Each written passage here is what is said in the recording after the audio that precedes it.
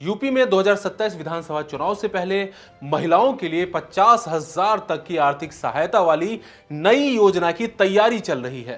प्रस्ताव के मुताबिक चुनाव से पहले 20,000 की पहली किस्त और बीजेपी सरकार फिर से बनने पर 10-10 हजार की 3 किस्तें दी जा सकती हैं। दोस्तों, योजना का मेन जो उद्देश्य है वो ये है कि महिलाओं को आर्थिक मदद, स्वरोजगार और आत्मनिर्भरता से जोड़ा जा सके। इसके तहत आर्थिक रूप से कमजोर महिलाओं को प्राथमिकता मिल सकती है। तो दोस्तों, आइए इस पूरी खबर को स्टेप बाय स्टेप समझते हैं कि आखिर इस प्रपोज्ड स्कीम का पूरा ब्लूप्रिंट क्या है, इसके रूल्स क्या हैं और आने वाले विधानसभा चुनाव में ये कितना अहम साबित हो सकते हैं। दरअसल चर्चा यह है कि चुनाव से ठीक पहले ही योग्य महिलाओं के खाते में 20,000 रुपए की पहली इंस्टॉलमेंट भेजी जा सकती है। इसके बाद बीजेपी सरकार के दोबारा बनने पर 10-10 हजार रुपए की 3 और किस्तें देने का प्रस्ताव विचाराधीन है।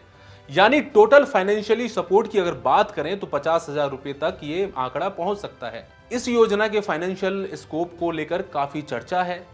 साथ ही ये सवाल भी है कि इसमें किसे शामिल किया जा सकता है। शुरुआती तौर पर एससी, एसटी, बीपीएल और आर्थिक रूप से कमजोर परिवारों की महिलाओं को प्राथमिकता दिए जाने की संभावना है। लेकिन इसके अलावा उन परिवारों की महिलाओं को भी शामिल करने पर विचार हो रहा है जिनकी एनुअल इनकम 12 लाख रुपए तक है। इसका मतलब यह है कि इस योजना को सिर्फ बेहद गरीब परिवारों तक सीमित रखने के बजाय एक व्यापक आर्थिक दायरे में लाने की कोशिश भी की जा सकती है। हालांकि फाइनल एलिजिबिलिटी क्या होगी, इस पर अभी सरकार की आधिकारिक मुहर लगना बाकी है।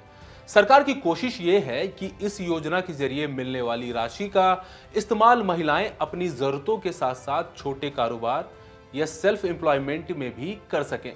इसके लिए महिला कल्याण विभाग की भूमिका भी बहुत ही अहम होने वाली है। दोस्तों, आपको पता ही होगा कि यूपी में पहले से ही स्टेट रूरल लाइवलीहुड्स मिशन के तहत करोड़ों महिलाएं सेल्फ हेल्प ग्रुप से जुड़ी हुई हैं।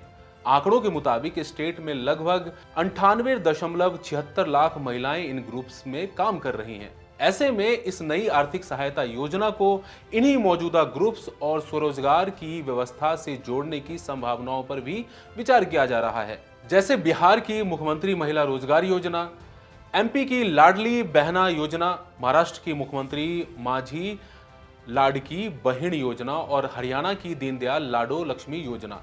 इन सभी राज्यों में महिलाओं को सीधे डायरेक्ट फाइनेंशियल ट्रांसफर देने का मॉडल अपनाया गया है और अब इस लाइन में यूपी का नाम भी सामने आ रहा है। जैसे जैसे स्टेट में असेंबली इलेक्शंस करीब आ रहे हैं, महिला वोटर्स पर सभी पार्टियों का फोकस बढ़ता जा रहा है। चुनाव से ठीक पहले महिलाओं के खाते में सीधे पैसे भेजने के इस मॉडल को एक बड़ी पॉलिटिकल स्ट्रेटजी के रूप में भी देखा जा रहा है। लेकिन दोस्तों, अभी ये सभी बातें प्रस्ताव और सूत्रों के हवाले से हैं। लेकिन आप इन योजनाओं को लेकर क्या सोचते हैं, कमेंट करके हमें जरूर बताएं। बने रहिए इंडिया.com के साथ। शुक्रिया।